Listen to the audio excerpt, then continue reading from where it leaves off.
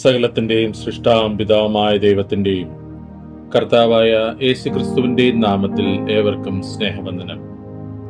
ഇന്ന് ഓഗസ്റ്റ് 23. ഇന്ന് നമ്മൾ വായിക്കുന്ന ആദ്യത്തെ വായനാ ഭാഗം രാജാക്കന്മാർ 1-ാം പുസ്തകം 18-ാം അധ്യായം. രാജാക്കന്മാർ 1-ാം പുസ്തകം 18-ാം അധ്യായം 1-ാം വാക്യം മുതൽ. ഏറെ നാൾ കഴിഞ്ഞിട്ട് 3-ാം സംവത്സരത്തിൽ ഏലിയാവിന് യഹോവയുടെ അരുളപ്പാടുണ്ടായി. നീ ചെന്ന് ആഹാബിന് നിന്നെ തന്നെ കാണിക്കാം, ഞാൻ ഭൂതലത്തിൽ മഴ പെയ്പ്പാൻ പോകുന്നു എന്ന് പറഞ്ഞു. ഏലിയാവ് ആഹാബിന് തന്നെത്താൻ കാണിപ്പാൻ പോയി. ക്ഷാമമോ ശമര്യയിൽ കഠിനമായിരുന്നു. ആകയാൽ ആഹാബ് തന്റെ ഗൃഹവിചാരകനായ ഒബദ്യാവെ ആളയച്ചു വരുത്തി. ഒബദ്യാവ് യഹോവയെങ്കിൽ മഹാഭക്തനായിരുന്നു. ഈസബേൽ യഹോവയുടെ പ്രവാചകന്മാരെ കൊല്ലുമ്പോൾ ഒബദ്യാവ് 100 പ്രവാചകന്മാരെ കൂട്ടിക്കൊണ്ടു ചെന്ന് ഓരോ ഗുഹയിൽ 50 പേരായി ഒളിപ്പിച്ച് അപ്പവും വെള്ളവും കൊടുത്തു രക്ഷിച്ചു. ആഹാബ് ഒബദ്യാവോട്, നീ നാട്ടിലുള്ള എല്ലാ നീരുറവുകളുടെയും തോടുകളുടെയും അരികത്ത് ചെന്ന് നോക്കുക. ഒരുപക്ഷെ മൃഗങ്ങളെല്ലാം നശിച്ചു പോകാതെ കുതിരകളെയും കോവർ കഴുതകളെയും എങ്കിലും ജീവനോട് രക്ഷിപ്പാൻ നമുക്ക് പുല്ല് കിട്ടും എന്ന് പറഞ്ഞു. അവർ ദേശത്തു കൂടി സഞ്ചരിക്കേണ്ടതിന് അതിനെ തമ്മിൽ പകുത്തു. ആഹാബ് തനിച്ച് ഒരു വഴിക്ക് പോയി, ഒബദ്യാവും തനിച്ച് മറ്റൊരു വഴിക്ക് പോയി. ഒബദ്യാവ് വഴിയിൽ ഇരിക്കുമ്പോൾ ഏലിയാവ് എതിരേറ്റു വരുന്നത് കണ്ട് അവനെ അറിഞ്ഞിട്ട് സാഷ്ടാംഗം വീണു. എന്റെ യജമാനനായ ഏലിയാവോ എന്ന് ചോദിച്ചു. അവൻ അവനോട്, അതെ, ഞാൻ തന്നെ. നീ ചെന്ന് ഏലിയാവ് ഇവിടെ ഉണ്ടെന്ന് നിന്റെ യജമാനനോട് ബോധിപ്പിക്ക എന്ന് പറഞ്ഞു. അതിന് അവൻ പറഞ്ഞത്, അടിയനെ കൊല്ലേണ്ടതിന് ആഹാബിന്റെ കയ്യിൽ ഏൽപ്പിപ്പാൻ അടിയൻ എന്ത് പാപം ചെയ്തു? നിന്റെ ദൈവമായ യഹോവയാണ് നിന്നെ അന്വേഷിപ്പാൻ എന്റെ യജമാനൻ ആളെ അയക്കാത്ത ജാതിയും രാജ്യവുമില്ല. നീ അവിടെ ഇല്ല എന്ന് അവർ പറഞ്ഞപ്പോൾ അവൻ ആ രാജ്യത്തെയും ജാതിയെയും കൊണ്ട് നിന്നെ കണ്ടിട്ടില്ല എന്ന് സത്യം ചെയ്യിച്ചു. ഇങ്ങനെ ഇരിക്കെ നീ എന്നോട്, ചെന്ന് നിന്റെ യജമാനോട് ഏലിയാവ് ഇവിടെ ഉണ്ടെന്ന് ബോധിപ്പിക്ക എന്ന് കൽപ്പിക്കുന്നുവല്ലോ.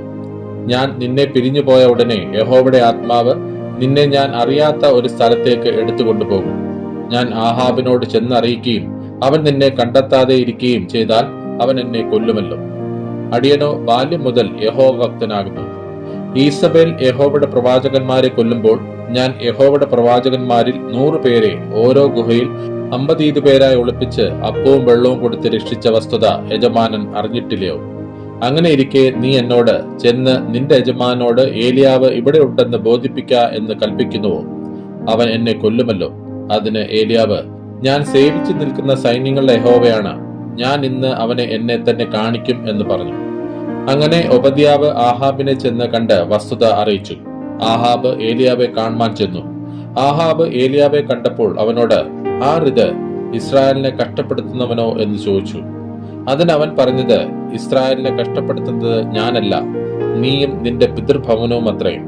നിങ്ങൾ യഹോവയുടെ കൽപ്പനകളെ ഉപേക്ഷിക്കുകയും നീ ബാൽ വിഗ്രഹങ്ങളെ ചെന്ന് സേവിക്കുകയും ചെയ്യുന്നത് കൊണ്ട് തന്നെ. എന്നാൽ ഇപ്പോൾ ആളയച്ച് എല്ലാ ഇസ്രായേലിനെയും ബാലിന്റെ 450 പ്രവാചകന്മാരെയും ഈസബേലിന്റെ മേശയെങ്കിൽ ഭക്ഷിച്ചു വരുന്ന 400 അശേര പ്രവാചകന്മാരെയും കർമ്മേൽ പർവ്വതത്തിൽ എന്റെ അടുക്കൽ കൂട്ടിവരുത്തുക. അങ്ങനെ ആഹാബ് എല്ലാ ഇസ്രായേൽ മക്കളുടെയും അടുക്കൽ ആളയച്ച് കർമ്മേൽ പർവ്വതത്തിൽ ആ പ്രവാചകന്മാരെ കൂട്ടിവരുത്തി. അപ്പോൾ ഏലിയാവ് അടുത്ത് ചെന്ന് സർവ്വജനത്തോടും, നിങ്ങൾ എത്രത്തോളം 2 തോണിയിൽ കാൽ വയ്ക്കും? യഹോവ ദൈവമെങ്കിൽ അവനെ അനുഗമിപ്പിൻ, ബാലെങ്കിലോ അവനെ അനുഗമിപ്പിൻ എന്ന് പറഞ്ഞു. എന്നാൽ ജനം അവനോട് ഉത്തരം ഒന്നും പറഞ്ഞില്ല. പിന്നെ ഏലിയാവ് ജനത്തോട് പറഞ്ഞത്, യഹോവയുടെ പ്രവാചകനായി ഞാൻ ഒരുത്തൻ മാത്രമേ ശേഷിച്ചിരിക്കുന്നുള്ളൂ. ബാലിന്റെ പ്രവാചകന്മാരോ 450 പേരുണ്ട്. ഞങ്ങൾക്ക് 2 കാളയെ തരട്ടെ. ഒരു കാളയെ അവർ തിരഞ്ഞെടുത്ത് ഖണ്ഡം ഖണ്ഡമാക്കി തീയിടാതെ വിറകിന്മേൽ വെക്കട്ടെ. മറ്റേ കാളയെ ഞാനും ഒരുക്കി തീയിടാതെ വിറകിന്മേൽ വെക്കാം. നിങ്ങൾ നിങ്ങളുടെ ദേവന്റെ നാമത്തെ വിളിച്ചപേക്ഷിപ്പിൻ, ഞാൻ യഹോവയുടെ നാമത്തെ വിളിച്ചപേക്ഷിക്കാം. തീ കൊണ്ട് ഉത്തരമരുളുന്ന ദൈവം തന്നെ ദൈവം എന്നിരിക്കട്ടെ. അതിന് ജനമെല്ലാം, അത് നല്ല വാക്ക് എന്ന് ഉത്തരം പറഞ്ഞു. പിന്നെ ഏലിയാവ് ബാലിന്റെ പ്രവാചകന്മാരോട്, നിങ്ങൾ ഒരു കാളയെ തിരഞ്ഞെടുത്ത് ആദ്യം ഒരുക്കിക്കൊള്ളുവിൻ, നിങ്ങൾ അധികം പേരുണ്ടല്ലോ. എന്നിട്ട് തീയിടാതെ നിങ്ങളുടെ ദേവന്റെ നാമത്തെ വിളിച്ചപേക്ഷിപ്പിൻ എന്ന് പറഞ്ഞു. അങ്ങനെ അവർക്ക് കൊടുത്ത കാളയെ അവർ എടുത്ത് ഒരുക്കി. ബാലെ, ഉത്തരമരുളേണമേ എന്ന് രാവിലെ തുടങ്ങി ഉച്ചവരെ ബാലിന്റെ നാമത്തെ വിളിച്ചപേക്ഷിച്ചു. ഒരു ശബ്ദമോ ഉത്തരമോ ഉണ്ടായില്ല. തങ്ങൾ ഉണ്ടാക്കിയ ബലിപീഠത്തിന്റെ ചുറ്റും അവർ തുള്ളിച്ചാടിക്കൊണ്ടിരുന്നു. ഉച്ചയായപ്പോൾ ഏലിയാവ് അവരെ പരിഹസിച്ചു. ഉറക്കെ വിളിപ്പിൻ, അവൻ ദേവനല്ലോ. അവൻ ധ്യാനിക്കുകയാകുന്നു, അല്ലെങ്കിൽ വെളിക്ക് പോയിരിക്കുകയാകുന്നു, അല്ലെങ്കിൽ യാത്രയിലാകുന്നു, അല്ലെങ്കിൽ ഒരുപക്ഷെ ഉറങ്ങുകയാകുന്നു. അവനെ ഉണർത്തേണം എന്ന് പറഞ്ഞു. അവർ ഉറക്കെ വിളിച്ച് പതിവ് പോലെ രക്തമൊഴുകുവോളം വാൾ കൊണ്ടും കുന്തം കൊണ്ടും തങ്ങളെ തന്നെ മുറിവേൽപ്പിച്ചു. ഉച്ച തിരിഞ്ഞിട്ട് ഭോജനയാഗം കഴിക്കുന്ന സമയം വരെ അവർ വെളിച്ചപ്പെട്ടുകൊണ്ടിരുന്നു. എന്നിട്ടും ഒരു ശബ്ദമോ ഉത്തരമോ ശ്രദ്ധയോ ഉണ്ടായില്ല. അപ്പോൾ ഏലിയാവ്, എന്റെ അടുക്കൽ വരുവിൻ എന്ന് സർവ്വജനത്തോടും പറഞ്ഞു. സർവ്വജനവും അവന്റെ അടുക്കൽ ചേർന്നു.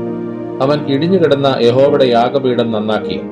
നിനക്ക് ഇസ്രായേൽ എന്ന് പേരാകും എന്ന് യഹോവയുടെ അരുളപ്പാട് ലഭിച്ച യാക്കോബിന്റെ പുത്രന്മാരുടെ ഗോത്രസംഖ്യയ്ക്കൊത്തവണ്ണം 12 കല്ലെടുത്തു.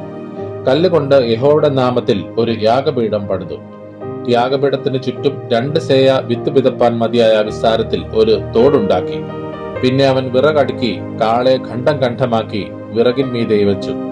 4 തൊട്ടിയിൽ വെള്ളം നിറച്ച് ഹോമയാഗത്തിന്മേലും വിറകിന്മേലും ഒഴിപ്പിൻ എന്ന് പറഞ്ഞു. 2-ാം പ്രാവശ്യവും അങ്ങനെ ചെയ്യുവിൻ എന്ന് അവൻ പറഞ്ഞു. അവർ 2-ാം പ്രാവശ്യവും ചെയ്തു.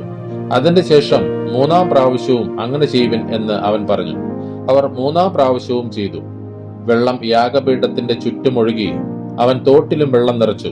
ഭോജനയാഗം കഴിക്കുന്ന നേരമായപ്പോൾ ഏലിയാ പ്രവാചകൻ അടുത്ത് വന്ന്, അബ്രാഹാമിന്റെയും ഇസ്ഹാക്കിന്റെയും ഇസ്രായേലിന്റെയുമായ യഹോവേ, ഇസ്രായേലിൽ നീ ദൈവമെന്നും ഞാൻ നിന്റെ ദാസനെന്നും ഈ കാര്യങ്ങളൊക്കെയും ഞാൻ നിന്റെ കൽപ്പന പ്രകാരം ചെയ്തുവെന്നും വെളിപ്പെട്ടു വരട്ടെ.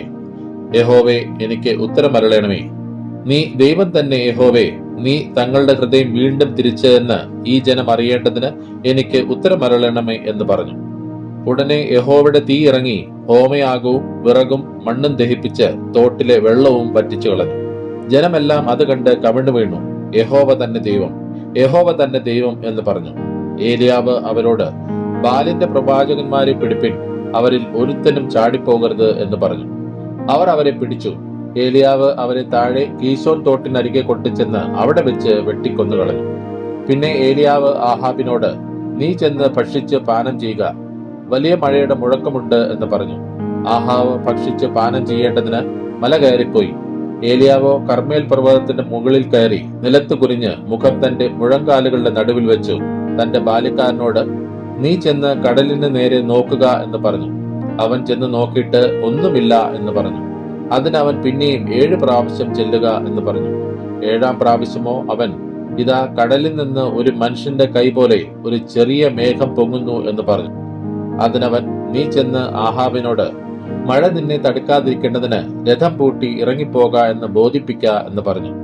ക്ഷണത്തിൽ ആകാശം മേഘവും കാറ്റും കൊണ്ട് കറുത്ത് വൻമഴ പെയ്തു. ആഹാബ് രഥം കയറി ഇസ്രായേലിലേക്ക് പോയി. എന്നാൽ യഹോവയുടെ കൈ ഏലിയാവിന്മേൽ വന്നു. അവൻ അരമുറുക്കിയും കൊണ്ട് ഇസ്രായേലിൽ എത്തും വരെ ആഹാബിന് മുമ്പായി ഓടി. ഇന്ന് നമ്മൾ വായിക്കുന്ന 2-ാമത്തെ വായനാ ഭാഗം ഇരമ്യാ പ്രവാചകന്റെ പുസ്തകം 44-ാം അധ്യായം. ഇരമ്യാ പ്രവാചകന്റെ പുസ്തകം 44-ാം അധ്യായം 1-ാം വാക്യം മുതൽ. മിസ്രൈം ദേശത്ത് മിഗ്ദോലിലും തഹ്പനേസിലും നോഫിലും പത്രോസ് ദേശത്തും പാർക്കുന്ന സകല യഹൂദന്മാരെയും കുറിച്ച് ഇരമ്യാവിനുണ്ടായ അരുളപ്പാട് എന്തെന്നാൽ, ഇസ്രായേലിന്റെ ദൈവമായ സൈന്യങ്ങളുടെ യഹോവ ഇപ്രകാരം അരുളി ചെയ്യുന്നു, ഞാൻ യെരുശലേമിൽ മേലും സകല യഹൂദ പട്ടണങ്ങളിന്മേലും വരുത്തിയിരിക്കുന്ന അനർത്ഥമൊക്കെയും നിങ്ങൾ കണ്ടിട്ടുണ്ടല്ലോ. അവ ശൂന്യമായിരിക്കുന്നു, ആരും അവയിൽ വസിക്കുന്നതുമില്ല. അത് അവരോ നിങ്ങളോ നിങ്ങളുടെ പിതാക്കന്മാരോ അറിയാത്ത അന്യദേവന്മാർക്ക് ധൂപം കാട്ടുവാനും അവയെ സേവിപ്പാനും ചെന്ന് എന്നെ കോപിപ്പാൻ തക്കവണ്ണം അവർ ചെയ്ത ദോഷം നിമിത്തമത്രേ. ഞാൻ ഇടപെടാതെ പ്രവാചകന്മാരായ എന്റെ ദാസന്മാരെയൊക്കെയും നിങ്ങളുടെ അടുക്കൽ അയച്ചു. ഞാൻ വെറുക്കുന്ന ഈ മ്ലേച്ഛ കാര്യം നിങ്ങൾ ചെയ്യരുതെന്ന് പറയിച്ചു. എന്നാൽ അവർ അന്യദേവന്മാർക്ക് ധൂപം കാട്ടാതെ വണ്ണം തങ്ങളുടെ ദോഷം വിട്ടു തിരിയേണ്ടതിന് ശ്രദ്ധിക്കാതെയും ചെവി ചായ്ക്കാതെയും ഇരുന്നു. അതുകൊണ്ട് എന്റെ ക്രോധവും കോപവും ചൊരിഞ്ഞ് യഹൂദ പട്ടണങ്ങളിലും യെരുശലേം വീഥികളിലും ജ്വലിച്ചു. അവ ഇന്ന് ശൂന്യവും നാശവുമായി കിടക്കുന്നു. ആകയാൽ ഇസ്രായേലിന്റെ ദൈവമായി സൈന്യങ്ങളുടെ ദൈവമായ യഹോവ ഇപ്രകാരം അരുളി ചെയ്യുന്നു, നിങ്ങൾക്ക് ശേഷിപ്പനായി ആരുമില്ലാതാകും വണ്ണം യഹൂദയുടെ മധ്യയിൽ നിന്ന് പുരുഷനെയും സ്ത്രീയെയും പൈതലിനെയും മുലകുടിക്കുന്ന കുഞ്ഞിനെയും ഛേദിച്ചു കളയേണ്ടതിനും നിങ്ങൾ വന്നു പാർക്കുന്ന മിസ്രൈം ദേശത്ത് വെച്ച് അന്യദേവന്മാർക്ക് ധൂപം കാണിച്ച് നിങ്ങളുടെ കൈകളുടെ പ്രവൃത്തികൾ കൊണ്ട് എന്നെ കോപിപ്പിക്കുന്നതിനാൽ നിങ്ങളെ തന്നെ ഛേദിച്ചു കളഞ്ഞിട്ട് സകല ഭൂജാതികളുടെയും ഇടയിൽ നിങ്ങൾ ശാപവും നിന്ദയും ആയിത്തീരേണ്ടതിനും നിങ്ങളുടെ പ്രാണഹാനിക്കായി ഈ മഹാദോഷം ചെയ്യുന്നതെന്ത്? യഹൂദ ദേശത്തും യെരുശലേമിന്റെ വീഥികളിലും നിങ്ങളുടെ പിതാക്കന്മാർ ചെയ്ത ദോഷങ്ങളും യഹൂദ രാജാക്കന്മാർ ചെയ്ത ദോഷങ്ങളും അവരുടെ ഭാര്യമാർ ചെയ്ത ദോഷങ്ങളും നിങ്ങൾ ചെയ്ത ദോഷങ്ങളും നിങ്ങളുടെ ഭാര്യമാർ ചെയ്ത ദോഷങ്ങളും നിങ്ങൾ മറന്നുപോയോ? അവർ ഇന്നുവരെയും തങ്ങളെ തന്നെ താഴ്ത്തിയില്ല. അവർ ഭയപ്പെടുകയോ ഞാൻ നിങ്ങളുടെ മുമ്പിലും നിങ്ങളുടെ പിതാക്കന്മാരുടെ മുമ്പിലും വെച്ച ന്യായപ്രമാണവും ചട്ടങ്ങളും അനുസരിച്ച് നടക്കുകയോ ചെയ്തതുമില്ല. അതുകൊണ്ട് ഇസ്രായേലിന്റെ ദൈവമായ സൈന്യങ്ങളുടെ യഹോവ ഇപ്രകാരം അരുളിച്ചെയ്യുന്നു: ഞാൻ അനർത്ഥത്തിനായിട്ട് യഹൂദായെ മുഴുവനും ഛേദിച്ചു കളവാനായിട്ട് തന്നെ എന്റെ മുഖം നിങ്ങൾക്ക് എതിരായി വെക്കുന്നു. മിസ്രൈം ദേശത്ത് ചെന്ന് പാർപ്പാൻ അവിടെ പോകേണ്ടതിന് മുഖം തിരിഞ്ഞിരിക്കുന്ന യഹൂദ ശിഷ്ടത്തെ ഞാൻ പിടിക്കും. അവരെല്ലാവരും മുടിഞ്ഞു പോകും. മിസ്രൈം ദേശത്ത് അവർ വീഴും. വാൾ കൊണ്ടും ക്ഷാമം കൊണ്ടും അവർ മുടിഞ്ഞു പോകും. അവർ ആബാലവൃദ്ധം വാൾ കൊണ്ടും ക്ഷാമം കൊണ്ടും മരിക്കും. അവർ പ്രാക്കിനും സ്തംഭനത്തിനും ശാപത്തിനും നിന്ദയ്ക്കും വിഷയമായി തീരും. ഞാൻ യെരുശലേമിനെ സന്ദർശിച്ചതുപോലെ മിസ്രൈം ദേശത്ത് പാർക്കുന്നവരെയും വാൾ കൊണ്ടും ക്ഷാമം കൊണ്ടും മഹാമാരി കൊണ്ടും സന്ദർശിക്കും. മിസ്രൈം ദേശത്ത് വന്ന് പാർക്കുന്ന യഹൂദ ശിഷ്ടത്തിൽ ആരും അവർക്ക് മടങ്ങിച്ചെന്ന് പാർപ്പാൻ ആഗ്രഹമുള്ള യഹൂദ ദേശത്തേക്ക് മടങ്ങിപ്പോവാൻ തക്കവണ്ണം ചാടിപ്പോകയില്ല, ശേഷിക്കുകയുമില്ല. വഴുതിപ്പോകുന്ന ചിലരല്ലാതെ ആരും മടങ്ങിപ്പോകയില്ല. അതിന് തങ്ങളുടെ ഭാര്യമാർ അന്യദേവന്മാർക്ക് ധൂപം കാട്ടിയിട്ടുണ്ടെന്ന് അറിഞ്ഞ സകല പുരുഷന്മാരും മഹാസംഘമായി അരികെ നിന്ന സകല സ്ത്രീകളും മിസ്രൈം ദേശത്ത് പത്രോസിൽ പാർത്ത സകല ജനവും യിരെമ്യാവോട് ഉത്തരം പറഞ്ഞത്: നീ യഹോവയുടെ നാമത്തിൽ ഞങ്ങളോട് പറഞ്ഞിരിക്കുന്ന വചനം സംബന്ധിച്ച് ഞങ്ങൾ നിന്നെ കൂട്ടാക്കുകയില്ല. ആകാശരാജ്ഞിക്ക് ധൂപം കാട്ടുകയും അവൾക്ക് പാനീയ ബലി പകരുകയും ചെയ്യുമെന്ന് ഞങ്ങൾ നേർന്നിരിക്കുന്ന നേർച്ച ഒക്കെയും ഞങ്ങൾ നിവർത്തിക്കും. ഞങ്ങളും ഞങ്ങളുടെ പിതാക്കന്മാരും രാജാക്കന്മാരും പ്രഭുക്കന്മാരും യഹൂദ പട്ടണങ്ങളിലും യെരുശലേം വീഥികളിലും ചെയ്തതുപോലെ തന്നെ. അന്ന് ഞങ്ങൾക്ക് വേണ്ടുവോളം ആഹാരവും സുഖവും ഉണ്ടായിരുന്നു, ഒരു അനർത്ഥവും നേരിട്ടിരുന്നില്ല. എന്നാൽ ഞങ്ങൾ ആകാശരാജ്ഞിക്ക് ധൂപം കാട്ടുന്നതും പാനീയ ബലി പകരുന്നതും നിർത്തിയത് മുതൽ ഞങ്ങൾക്ക് എല്ലാം ബുദ്ധിമുട്ട് തന്നെ. ഞങ്ങൾ വാൾ കൊണ്ടും ക്ഷാമം കൊണ്ടും മുടിയുന്നു. ആകാശരാജ്ഞിക്ക് ധൂപം കാട്ടുകയും പാനീയ ബലി പകരുകയും ചെയ്യുമ്പോൾ ഞങ്ങൾ അവളുടെ രൂപത്തിൽ അട ഉണ്ടാക്കുന്നതും അവൾക്ക് പാനീയ ബലി പകരുന്നതും ഞങ്ങളുടെ ഭർത്താക്കന്മാരെ കൂടാതെയോ? അപ്പോൾ യിരെമ്യാവ് സകല ജനത്തോടും പുരുഷന്മാരും സ്ത്രീകളുമായി തന്നോട് ഉത്തരം പറഞ്ഞ സകല ജനത്തോടും തന്നെ പറഞ്ഞത് എന്തെന്നാൽ: യഹൂദ പട്ടണങ്ങളിലും യെരുശലേമിന്റെ വീഥികളിലും നിങ്ങളും നിങ്ങളുടെ പിതാക്കന്മാരും രാജാക്കന്മാരും പ്രഭുക്കന്മാരും ദേശത്തുള്ള ജനവും ധൂപം കാട്ടിയത് യഹോവ ഓർത്തില്ലയോ? അവന്റെ മനസ്സിൽ അത് വന്നില്ലയോ? നിങ്ങളുടെ ദുഷ്പ്രവൃത്തികൾ നിമിത്തവും നിങ്ങൾ പ്രവർത്തിച്ച മ്ലേച്ഛത നിമിത്തവും യഹോവയ്ക്ക് സഹിപ്പാൻ വഹിയാതെയായി. അതുകൊണ്ട് നിങ്ങളുടെ ദേശം ഇന്ന് നിവാസികളില്ലാതെ ശൂന്യവും സ്തംഭനഹേതുവും ശാപവിഷയവുമായി തീർന്നിരിക്കുന്നു. നിങ്ങൾ യഹോവയുടെ വാക്കനുസരിക്കാതെയും അവന്റെ ന്യായപ്രമാണവും ചട്ടങ്ങളും സാക്ഷ്യങ്ങളും പ്രമാണിച്ച് നടക്കാതെയും ധൂപം കാട്ടി യഹോവയോട് പാപം ചെയ്യുകൊണ്ട് ഇന്ന് ഈ അനർത്ഥം നിങ്ങൾക്ക് വന്നു ഭവിച്ചിരിക്കുന്നു. പിന്നെയും യിരെമ്യാവ് സകല ജനത്തോടും സകല സ്ത്രീകളോടും പറഞ്ഞത്: മിസ്രൈം ദേശത്തിരിക്കുന്ന യഹൂദന്മാരായ നിങ്ങൾ എല്ലാവരും യഹോവയുടെ വചനം കേൾപ്പിൻ. ഇസ്രായേലിന്റെ ദൈവമായ സൈന്യങ്ങളുടെ യഹോവ ഇപ്രകാരം അരുളിച്ചെയ്യുന്നു: ആകാശരാജ്ഞിക്ക് ധൂപം കാട്ടുവാനും പാനീയ ബലി പകരുവാനും നേർന്നിരിക്കുന്ന നേർച്ചകളെ ഞങ്ങൾ നിവർത്തിക്കും എന്ന് നിങ്ങളും നിങ്ങളുടെ ഭാര്യമാരും വായ്കൊണ്ട് പറയുകയും കൈകൊണ്ട് അനുഷ്ഠിക്കുകയും ചെയ്തിരിക്കുന്നു. നിങ്ങളുടെ നേർച്ചകളെ ഉറപ്പാക്കിക്കൊള്ളുവിൻ, നിങ്ങളുടെ നേർച്ചകളെ അനുഷ്ഠിച്ചുകൊള്ളുവിൻ. അതുകൊണ്ട് മിസ്രൈം ദേശത്ത് പാർക്കുന്ന സകല യഹൂദന്മാരുമായുള്ളവരെ യഹോവയുടെ വചനം കേൾപ്പിൻ.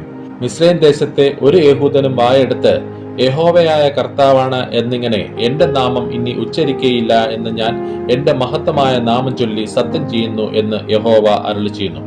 ഞാൻ അവരുടെ നന്മയ്ക്കായിട്ടല്ല തിന്മയ്ക്കായിട്ടത്രേ ജാഗരിച്ചിരിക്കും. മിസ്രൈം ദേശത്തിലെ എല്ലാ യഹൂദന്മാരും വാൾ കൊണ്ടും ക്ഷാമം കൊണ്ടും നശിച്ചു മുടിഞ്ഞു പോകും. എന്നാൽ വാളിന് തെറ്റി ഒഴിയുന്ന ഏതാനും പേർ മിസ്രൈം ദേശത്ത് നിന്ന് യഹൂദ ദേശത്തേക്ക് മടങ്ങി വരും. മിസ്രൈം ദേശത്ത് വന്ന് പാർക്കുന്ന ശേഷം യഹൂദന്മാരൊക്കെയും എന്റെ വചനമോ അവരുടേതോ ഏത് നിവൃത്തിയായി എന്നറിയും. എന്റെ വചനം നിങ്ങളുടെ തിന്മയ്ക്കായിട്ട് നിവൃത്തിയായി വരുമെന്ന് നിങ്ങൾ അറിയേണ്ടതിന് ഞാൻ ഈ സ്ഥലത്ത് വെച്ച് നിങ്ങളെ സന്ദർശിക്കും എന്നത് നിങ്ങൾക്ക് ഒരു അടയാളമാകും എന്ന് യഹോവയുടെ അരുളപ്പാട്. ഞാൻ യഹൂദ രാജാവായ സിദക്കിയാവെ അവന്റെ ശത്രുവും അവന് പ്രാണഹാനി വരുത്തുവാൻ നോക്കിയവനുമായ നെബൂഖദ്നേസർ എന്ന ബാബേൽ രാജാവിന്റെ കയ്യിൽ ഏൽപ്പിച്ചതുപോലെ ഞാൻ മിസ്രൈം രാജാവായ ഫറവോൻ ഹോഫ്രയെയും അവന്റെ ശത്രുക്കളുടെ കയ്യിലും അവന് പ്രാണഹാനി വരുത്തുവാൻ നോക്കുന്നവരുടെ കയ്യിലും ഏൽപ്പിക്കും എന്ന് യഹോവ അരുളിച്ചെയ്യുന്നു. ഇന്ന് നമ്മൾ വായിക്കുന്ന മൂന്നാമത്തെ വായനാഭാഗം അപ്പോസ്തലനായ പൗലോസ് കൊരിന്ത്യർക്കെഴുതിയ 1-ാം ലേഖനം 3-ാം അധ്യായം. അപ്പോസ്തലനായ പൗലോസ് കൊരിന്ത്യർക്കെഴുതിയ 1-ാം ലേഖനം 3-ാം അധ്യായം 1-ാം വാക്യം മുതൽ. എന്നാൽ സഹോദരന്മാരെ, നിങ്ങളോട് എനിക്ക് ആത്മികന്മാരോട് എന്ന പോലെയല്ല, ജഡികന്മാരോട് എന്ന പോലെ, ക്രിസ്തുവിൽ ശിശുക്കളായവരോട് എന്ന പോലെ അത്രേ സംസാരിപ്പാൻ കഴിഞ്ഞുള്ളൂ. ഭക്ഷണമല്ല, പാലത്രേ ഞാൻ നിങ്ങൾക്ക് തന്നത്. ഭക്ഷിപ്പാൻ നിങ്ങൾക്ക് കഴിവില്ലായിരുന്നു, ഇപ്പോഴും കഴിവായിട്ടില്ല. ഇന്നും നിങ്ങൾ ജഡികന്മാരല്ലോ. നിങ്ങളുടെ ഇടയിൽ ഈർഷ്യയും പിണക്കവും ഇരിക്കെ നിങ്ങൾ ജഡികന്മാരും ശേഷം മനുഷ്യരെ പോലെ നടക്കുന്നവരുമല്ലയോ?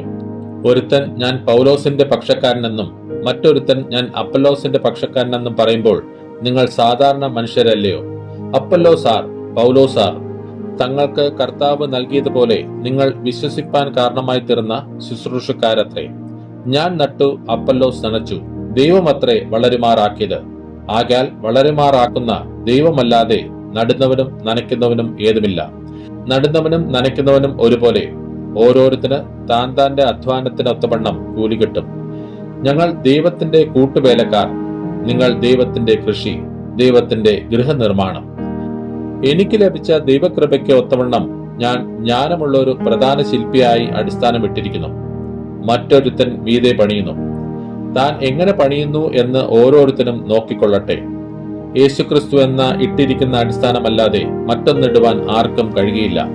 ആ അടിസ്ഥാനത്തിന്മേൽ ആരെങ്കിലും പൊന്ന്, വെള്ളി, വിലയേറിയ കല്ല്, മരം, പുല്ല്, വൈക്കോൽ എന്നിവ പണിയുന്നുവെങ്കിൽ അവനവന്റെ പ്രവൃത്തി വെളിപ്പെട്ടു വരും.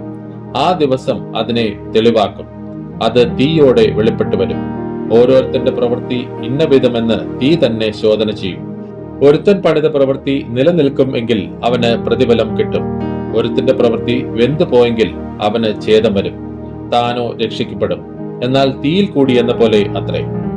നിങ്ങൾ ദൈവത്തിന്റെ മന്ദിരമെന്നും ദൈവത്തിന്റെ ആത്മാവ് നിങ്ങളിൽ വസിക്കുന്നുവെന്നും അറിയുന്നില്ലയോ? ദൈവത്തിന്റെ മന്ദിരം നശിപ്പിക്കുന്നവനെ ദൈവം നശിപ്പിക്കും.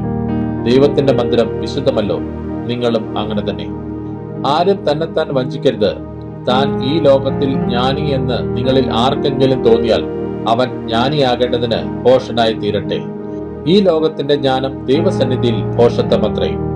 അവൻ ജ്ഞാനികളെ അവരുടെ കൗശലത്തിൽ പിടിക്കുന്നുവെന്നും കർത്താവ് ജ്ഞാനികളുടെ വിചാരം വ്യർത്ഥമെന്ന് അറിയുന്നു എന്നും എഴുതിയിരിക്കുന്നുവല്ലോ. ആകയാൽ ആരും മനുഷ്യരിൽ പ്രശംസിക്കരുത്. സകലവും നിങ്ങൾക്കുള്ളതല്ലോ. പൗലോസോ അപ്പല്ലോസോ കേഫാവോ ലോകമോ ജീവനോ മരണമോ ഇപ്പോഴുള്ളതോ വരുവാനുള്ളതോ സകലവും നിങ്ങൾക്കുള്ളത്. നിങ്ങളോ ക്രിസ്തുവിനുള്ളവർ, ക്രിസ്തു ദൈവത്തിനുള്ളവൻ.